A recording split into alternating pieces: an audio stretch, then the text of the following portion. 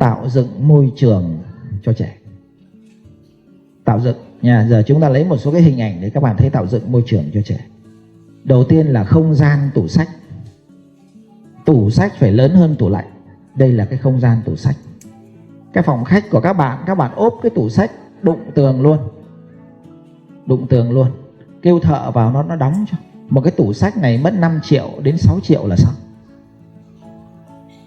Các bạn mua một cái điện thoại iPhone 20 triệu được, mà một cái tủ sách 5 triệu không đóng được thì kỳ lạ. Cứ đóng đi, rồi mua sách ghim vào. Nhớ ghim đầy đủ, ghim nhiều một tí, chứ đừng ghim 2 quyển đấy. Tủ sách nhà em có 2 quyển, nghe nó nhục lắm. Bàn học của con cũng phải có tủ sách. Thò tay là có sách. Đầu giường, giường ngủ cũng phải có sách, thì mới gọi là sách gối đầu giường. Sách lúc nào cũng phải nhiều hết. Sách hay mua 3 quyển, quyển nào hay ra mua thêm 2 quyển nữa. Để phòng khách có 1 quyển, đầu giường ngủ có 1 quyển, và bàn học nó có 1 quyển. Lúc nào nó đọc cũng rút được. Buổi tối mà nó mất ngủ, rút quyển ra cho nó đọc luôn. Nên các bạn để ý này, tại sao cái bộ truyện tranh nhân quả của chúng tôi soạn nó mỏng không? Nó có ý của nó đấy. Mỏng để các bạn có thể lấy nhiều một chút, sau đó các bạn để mỗi nơi 1 quyển. Trên xe hơi các bạn quăng 1 quyển được không? Lên trên xe hơi. Đi dọc đường đến ngã tư nó tắc đường, chờ 15 phút mới qua được ngã tư, bảo con lật ra trang số 5 đọc cho bố. Nó lấy trang số 5 truyện tranh nó đọc cho mình. Phân tích đi con. Thế nó phân tích nhân quả cho mình. Thế là nó phân tích xong một cái tích truyện tranh 10-15 phút, xe lại đi trở lại. Vậy có 10-15 phút cũng đọc sách được. Mà lại đọc sách đúng tư duy nhân quả là số 1, number one đấy. Rồi.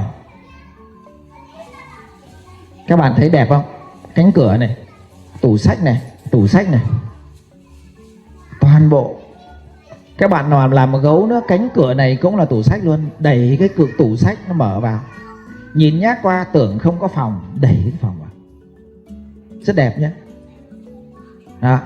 Giường của con, đây là bàn học, tủ sách ở bên trên.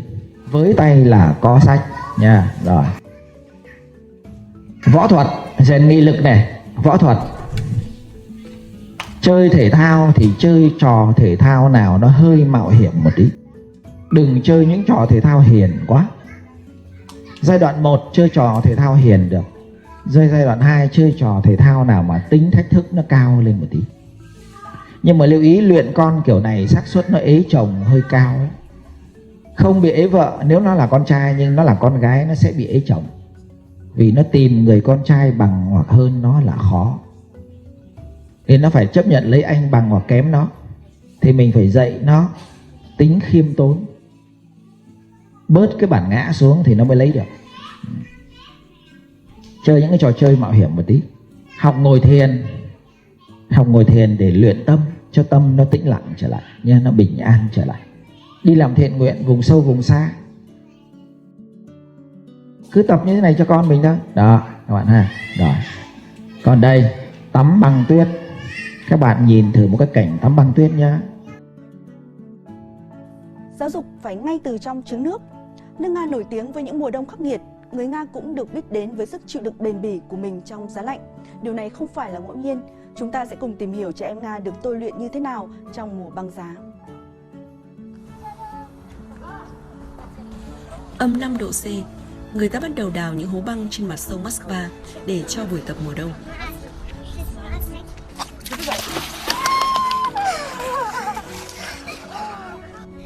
Đây là lần đầu tiên nhưng cháu không bị lạnh cóng.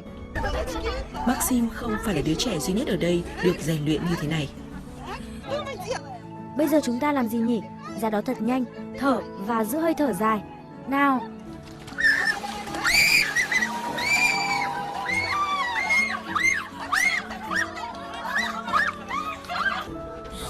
Cảm giác như bị đốt cháy, nhưng không phải nóng mà là lạnh. Lần đầu cháu chỉ nhúng chân xuống nước, còn bây giờ có thể đến thắt lưng. Ngay cả khi nhiệt độ ngoài trời xuống dưới âm 10, âm 15 độ C, những buổi tắm sông trong giá lạnh của câu lạc bộ những con hải mã ở Moscow không mấy khi vắng bóng những đứa trẻ. Theo huấn luyện viên Natalia Seria, chủ tịch câu lạc bộ, đồng thời là vận động viên đang giữ kỷ lục bơi lội mùa đông của Nga và châu Âu. Phương pháp luyện tập này có lợi cho sức khỏe, giúp các em tăng cường sức đề kháng và khả năng thích nghi với thời tiết. Chúng tôi có những thành viên 1 tuổi, chuẩn bị đón thêm 2 trẻ sơ sinh sẽ được bố mẹ đưa đến.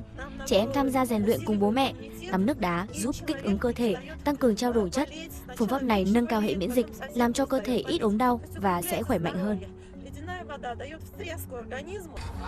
Nghiên cứu của các chuyên gia y tế cho thấy, trẻ em được rèn luyện thường xuyên bằng phương pháp tắm lạnh, có khả năng hạn chế các bệnh thường gặp vào mùa đông liên quan đến nhiễm khuẩn đường hô hấp. Tuy nhiên, đó phải là một quy trình khoa học với nhiệt độ nước giảm dần và diện tích tiếp xúc của cơ thể tăng dần. Và quan trọng hơn là yếu tố tâm lý. Tất nhiên là ai cũng có nỗi sợ cái lạnh, cả trẻ con và người lớn, nhưng chúng tôi dễ dàng vượt qua điều này nhờ những giờ rèn luyện tập thể. Bạn cũng đã thấy sự phấn khích của mọi người khi bước ra khỏi mặt nước. Thật sự điều này rất tuyệt vời và mang lại lợi ích cho sức khỏe.